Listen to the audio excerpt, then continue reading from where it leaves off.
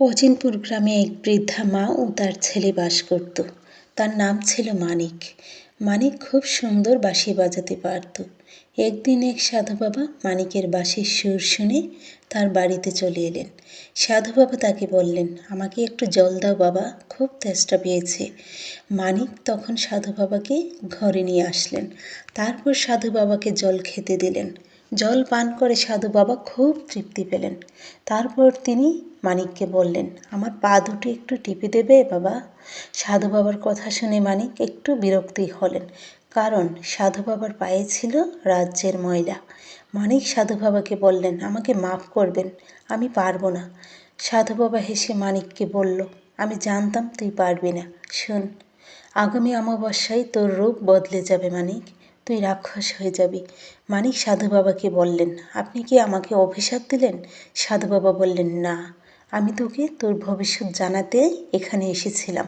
তুই রাক্ষস হয়ে যাবি, এটা তোর গত জন্মের পাপের ফল, তবে আবার তুই মানুষ হবি। এই কথা বলে সাধু বাবা হাসতে হাসতে মানিকের বাড়ি থেকে চলে আসলেন। এইদিকে মানিকের মা আড়াল থেকে সব শুনে অজ্ঞান হয়ে গেলেন, আর মানিক ভয়ে চিৎকার করে বলে উঠলেন, রাক্ষস। এরপর মানিক মায়ের কথা ভেবে সিদ্ধান্ত নেই, আর মনে মনে বলে, মাগো, তোমার ছেলে রাক্ষস হয়ে গেলে তুমি সইতে পারবে না। আগামী অমাবস্যা আসার আগেই আমাকে চলে যেতে হবে। যদি রাক্ষস হয়ে যায় তাহলে তোমাকে আর এই মুখ দেখাবো না মা। মানিকের মা জ্ঞান ফিরে মানিককে বললেন, রাক্ষস কোথায়? মানিক তার মাকে বললেন, তুমি ভুল শুনেছ মা, আমার বাঁশির সুর শুনতে রূপপুর গ্রাম থেকে বায়না এসেছে, তাই সেখানে যাব বলছিলাম। মানিকের মা মানিককে জিজ্ঞেস করলো, কবে যাবি? মানিক তার মাকে বললেন, আগামীকালই যাব। সবার থেকে লুকিয়ে থাকার জন্য গভীর জঙ্গলে প্রবেশ করে মানিক।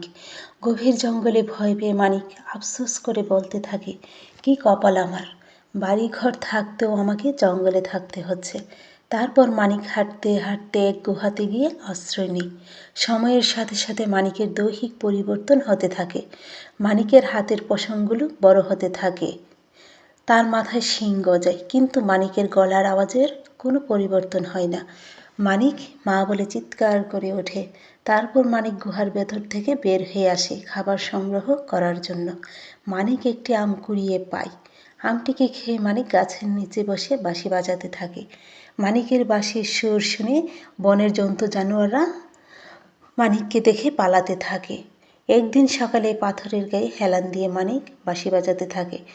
বাঘের ডাক শুনে চমকে গিয়ে বাঁশি বাজানো থামিয়ে দিল, পরে আবার বাঁশি বাজাতে থাকে মানিক। আর সেই সুর শুনে বাঘ যায় পালিয়ে। আর তাই দেখে রাজকুমারী অবাক হয়ে যায়। রাজকুমারী নিজে নিজে বলতে থাকে, কি ব্যাপার, এ অসম্ভব কি করে সম্ভব হলো? গাছের আড়াল থেকে মানিক রাজকুমারীকে উদ্দেশ্য করে বলে, কি ব্যাপার, তুমি এই জঙ্গলের মধ্যে একা কেন এসেছ? কে জিজ্ঞেস করে? মানিক বলে, আমি একজন অভাগা, যার কেউ নেই, তাই দূরের ওই নদীর ধারে বসে থাকি মন ভালো করতে। রাজকুমারী তাকে অনুরোধ করে সামনে আসতে। মানিক বলে, না না না, আমি সামনে যাব না, কারণ আমি খুব কুৎসিত দেখতে। রাজকুমারী বলে, তুমি কি তাহলে তোমার ওই কুৎসিত রূপ দেখে ভাগ্যে দাঁড়িয়েছিলে? মানিক তখন রাজকুমারীকে বলে, না না, আমার বাঁশির সুর শুনে বনের জন্তু জানোয়ারেরা পালিয়ে যায়। আমি এদেশের রাজকুমারী, তোমাকে নির্দেশ দিচ্ছি।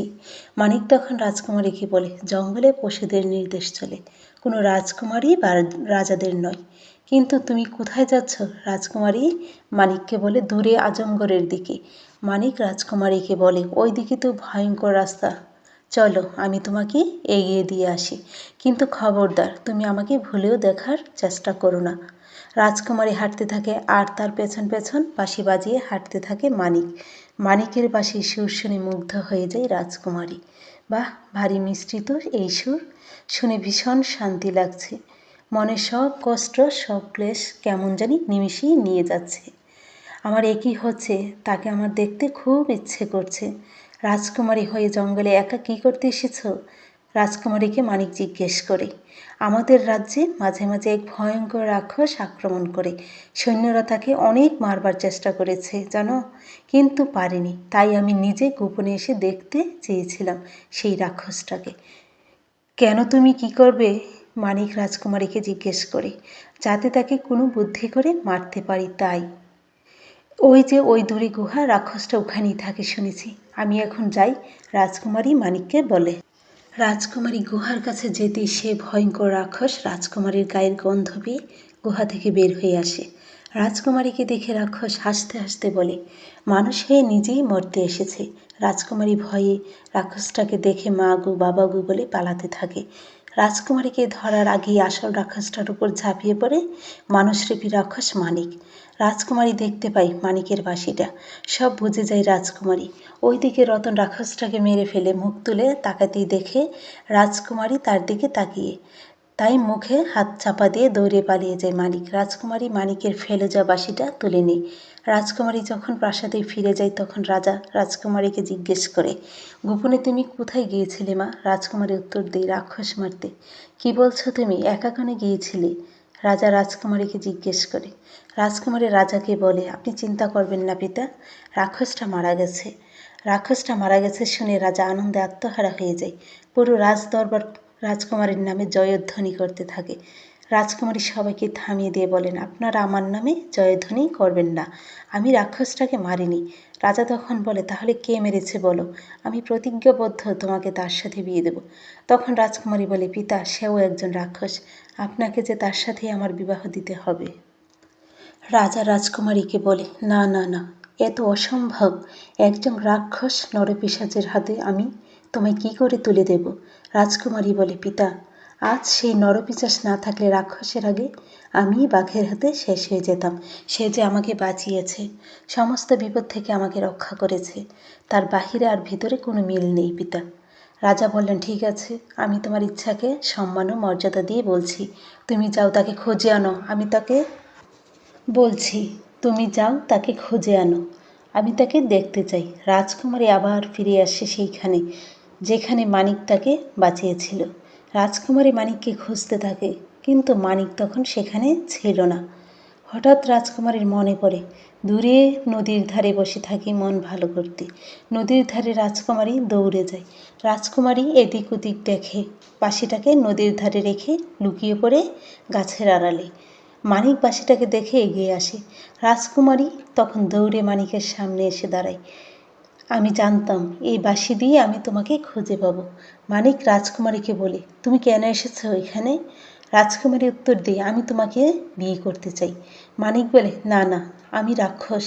রাজকুমারী বলে, তুমি রাক্ষস নও, যদি রাক্ষস হতে তাহলে বাঘের হাত থেকে বাঁচিয়ে আমায় খেয়ে নিতে। আমার জীবনে আমি এমন ভালো কাউকে দেখিনি, বলো তুমি কে, বলো আমায়। মানিক তখন বলতে থাকে, আমার নাম মানিক, গত জন্মের কোনো পাপে আমি রাক্ষস হয়ে গেছি। সন্ন্যাসী বলেছিল আমি নাকি আবার মানুষ হব, কবে বা কিভাবে তা জানি না। আমার মা হয়তো আজও আমার পথ চেয়ে বসে আছে। রাজকুমারী মানিককে বলি, তোমার বাইরের রূপটা যেমনই হোক না কেন, আমি তোমাকে ভালোবাসি, তোমাকে ছেড়ে আমি যেতে পারবো না। রাজকুমারী এগিয়ে এসে মানিকের হাতে হাত রাখে, আর তখনই ধীরে ধীরে মানিকের বাইরের রাক্ষস রূপ খসে পড়ে। মানিক অবাক হয়ে বলে, এ কি, আমি তো আবার আগের রূপে ফিরে এসেছি। রাজকুমারী মানিককে বলে, তাহলে চলো আমাদের রাজপ্রাসাদে, সেখানেই আমাদের বিয়ে হবে। তারপর মানিক আর রাজকুমারী সুখে শান্তিতে সংসার করতে থাকে।